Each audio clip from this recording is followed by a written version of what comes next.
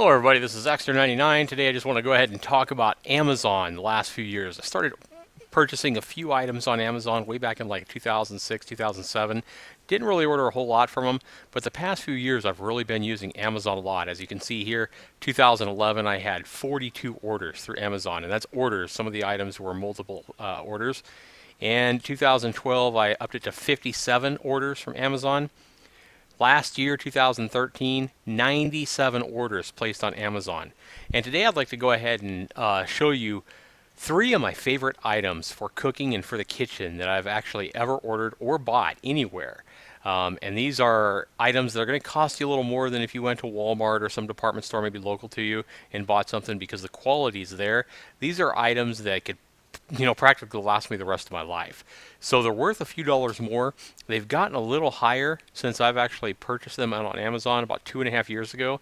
But I've used these items so much in my kitchen, my wife has too, that they're definitely worth the extra money. I'd like to go ahead and show you these three items that are three of my absolute favorite purchases on Amazon in the last 6-7 years of making purchases on that site. Probably my favorite purchase of all on Amazon or actually anywhere the past 10 years is this set of 6 Victorinox knives. We use these all the time from everything from cutting onions to cutting the peels off potatoes, slicing tomatoes, carving meat.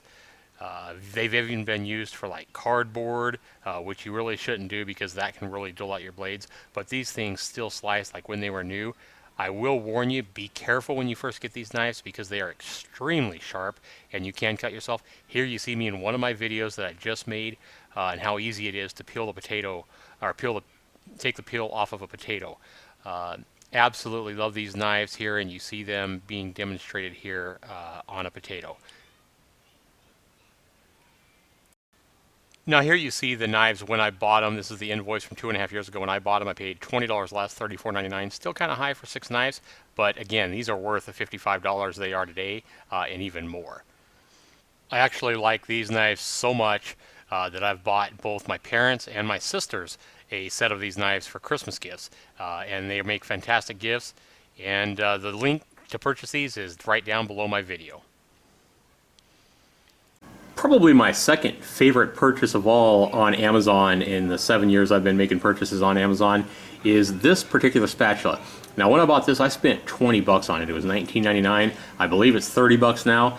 Still, this spatula is a deal at $30 because it's well made. I love this stainless steel handle here, and it gives you a nice firm grip. Has a hole in it so you can hang it up or whatever, but this is solid.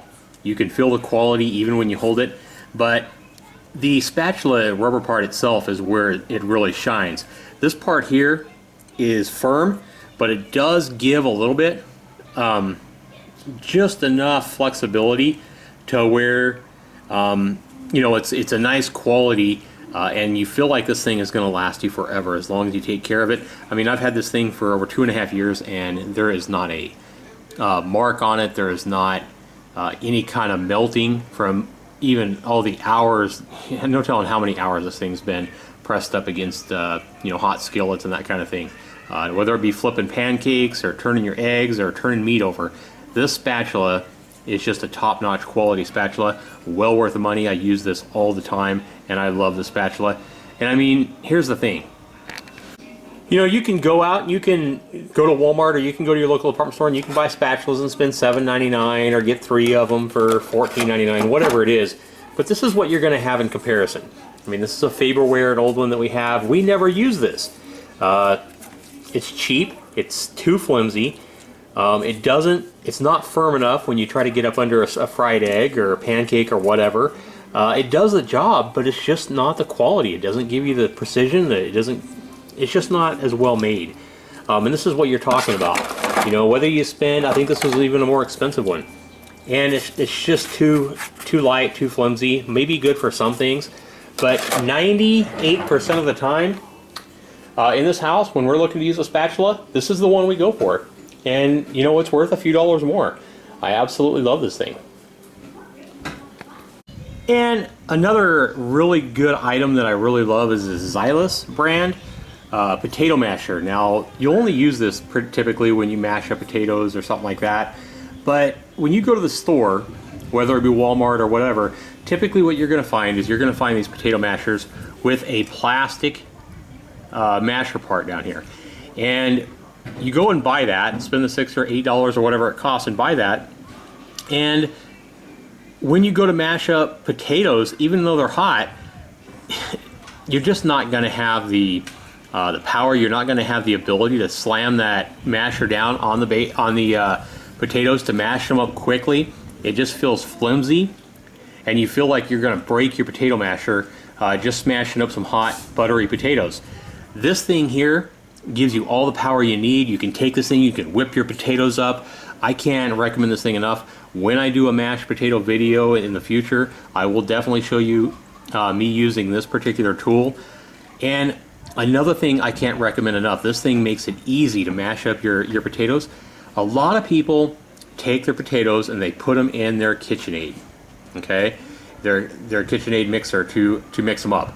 And I don't blame people for doing that. The problem with mixing up your potatoes and making mashed potatoes in a mixer, to me, is that I don't know if it does something with the gluten in the potatoes or whatever, but it leaves the potatoes having kind of a sticky taste to them.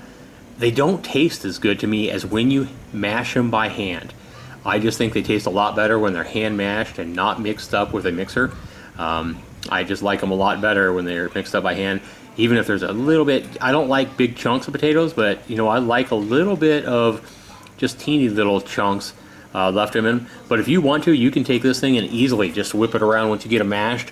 Once you're pouring the milk and the butter in your mashed potatoes, and you can whip this around your pot, and you can make them taste really super creamy with this with ease. I can't recommend this thing enough for mashing your potatoes. And again, this is the Xylus potato masher. We've had it for well over 2.5 years now, and this is the thing I grab every single time. All right, that's been 3 of these products here. I'm going to go ahead and provide links to all 3 of these items for you down below this video. Be sure you look up in the upper right hand corner, subscribe to my future videos. Be sure you give this a like and comments if you have any comments or questions.